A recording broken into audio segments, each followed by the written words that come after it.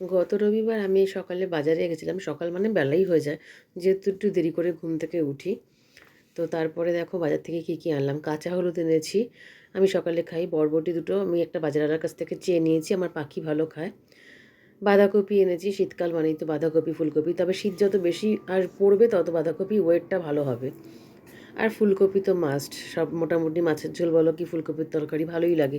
শীতকালে এই দুটো তো ভীষণই ভালো, যদিও ফুলকপিতে তেল টানে একটু বেশি। লাউ ভীষণ ভালোবাসি, আর মাছের মাথা দিয়ে লাউ ঘন্ট আমার মা করে, ওটা আমিও পারি, ভালো লাগে। অথবা লাউয়ের শুক্তো বড়ি দিয়ে ভালো লাগে, সেটাও। মানে আমি লাউ সব রকমভাবেই খেতে ভালোবাসি। বা উচ্ছে লাউয়ের দিয়ে ডাল। ওদিকে রান্নাঘরে আমার মা কাজ করছে। আবার দেখো এই লাউ শাক কিনেছি, লাউ শাকটা মা বললো প্যাকেটে রেখে দিতে। তার সাথে আবার বাঁধাকপিটাকেও রাখতে হবে। কুমড়ো এনেছি, ভালো কুমড়ো। বাঁধাকপি আর লাউ শাকটাকে একসাথে প্যাকেটে করে রেখে দিলাম। ঠিক আছে।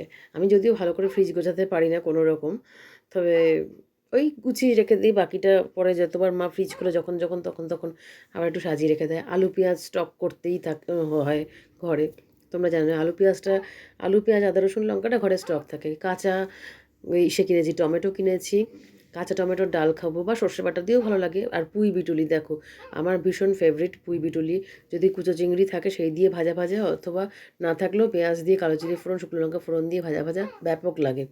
গাজর কিনেছি সুইট অ্যান্ড সাওয়ার খাবার বলে, অথবা কোনো সময় একটুখানি চাউমিন টাউমিন করলাম। আর এই দেখো তলায় আবার একটু রসুন পড়েছিল। অনেক বাজারওয়ালারা প্যাকেট দেয় না তো, তখন মানে খোলা খোলা জিনিসগুলো তলায় চলে যায়। তো ওই গাজর দিয়ে সুইট অ্যান্ড সাওয়ার খাবো, সাথে বিটও এনেছি। দেখো ধনেপাতা রান্নায় তো লাগেই। আর টমেটো টমেটো দেখবে আস্তে আস্তে সস্তা হবে, মানে তখন টমেটো অনেক আনবো। ধনেপাতাও সস্তা হবে, বাটা খেতেও তো ভালো লাগে। আর আমরা বাঙাল মোটামুটি ভর্তা টাইপের জিনিসগুলো বেশ ভালোই বাসি খেতে। এ হলো পেয়ারা, ঠিক আছে। আমার পাখির পেয়ারা ভীষণ ফেভারিট। মানে বডিগুলো কেটে কেটে আমরা খেয়ে নিই, আমি আর মাপ নুন দিয়ে, আর ও খায় দানাটা। আর দেখো আদা অনেকটাই এনেছি, তাও আদা রসুনের এখন যা দাম, মানে হাতের নাগালের বাইরে। এই হচ্ছে বিট। ওই বিট গাজর দেখিয়েছি, বিট গাজর দিয়ে পেঁয়াজ মোটা মোটা করে কেটে সুইট অ্যান্ড সাওয়ার রাত্রে রুটি দিয়ে শীতকালে বেশ জমে যায় খাওয়াটা। একদিন করার ইচ্ছা আছে, আমিও পারি মাও পারে, যে করলো করলো। এখন আমি তো কাজ করছি। এই দেখো 3টে বেগুন কেনা হয়েছে, বেগুনগুলো বেশ সফট রয়েছে। 3টে বেগুন কেনা হয়েছে। বেগুন তো সবেতেই লাগে, ভাজাভুজি বলো তরকারি বলো। তারপরে একটা লোকের কাছে এরকম বেগুনগুলো দেখলাম, ওর কাছে এরকম বেগুনই ছিল, আমার দিকে এত লোভ হচ্ছে, তো বললাম কিনে দে, তো কিনে দিল দুটো। ঠিক আছে। এই হচ্ছে, আবার আরেকটা কাঁচা হলুদ খুঁজে পেয়েছি দেখো। মানে কোথায় কখন কি রাখবো তাল পাই না, মানে ছোটো ছোটো জিনিসগুলো ব্যাগে, বাজারে ব্যাগে তলার দিকে চলে যায়, এই এক সমস্যা।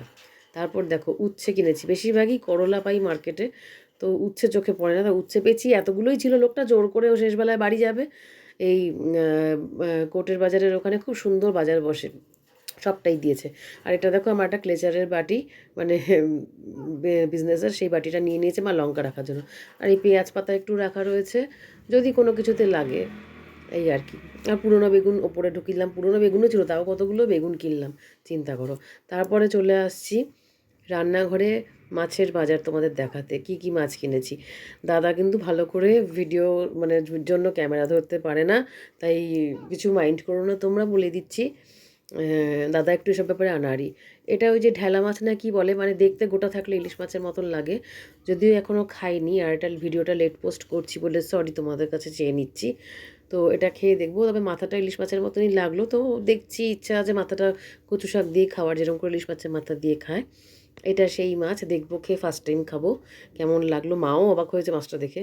তারপরে যে চারা রুই কিনেছি, চারা মানে 3 টুকরো মোটামুটি করে মাছগুলো হয়েছে।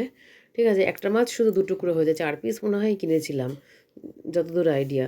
তো আমাদের এই চাপাডালির এখানে আড়ত বসে, আড়তের সকালে মাছের যে ডিলিংসগুলো হয়, সেগুলো হয়ে গেলে যখন মাছ বেঁচে যায়, সেগুলো ওরা মানে যা যা থাকবে ততগুলো করে নিয়ে নিতে হবে, ঠিক আছে, এরকম ব্যাপার। অবশ্য হ্যাঁ, এখন যদি একটা বড় ড্রামে যদি অনেকগুলো চারা রুই থাকে বা অনেকগুলো রুই থাকে, তা না, মানে নিলে একটা গোটা নিতে হবে, বা এরকম চারা রুই হলে তোমাকে 500 বা 1 কিলো নিতেই হবে, এরকম ব্যাপার। বা আরেকটু অল্প কিছু থাকলে, দেখো তোমাদের দেখাবো, দেখো না চাপিলা মাছ এনেছি, যা ছিল 50 টাকা নিয়েছে, সব দিয়ে দিয়েছে। চারা রুইগুলো কিন্তু একদম তাজা তাজা ছিল।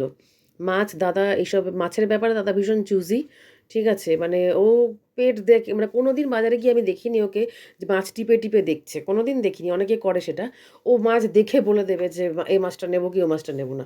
চাপিলাগুলো ৳৫০ য় এতগুলো দিয়েছে। অনেকদিন পর চাপিলা খাবো। মানে খাবো বলতে খাওয়া হয়ে গেছে। যেহেতু এটা লেট পোস্ট করছি ভিডিওটা। সর্ষে বাটা দিয়ে বেগুন দিয়ে সর্ষে পোস্ত বাটা দিয়ে বেগুন দিয়ে চাপিলাটা করেছিল।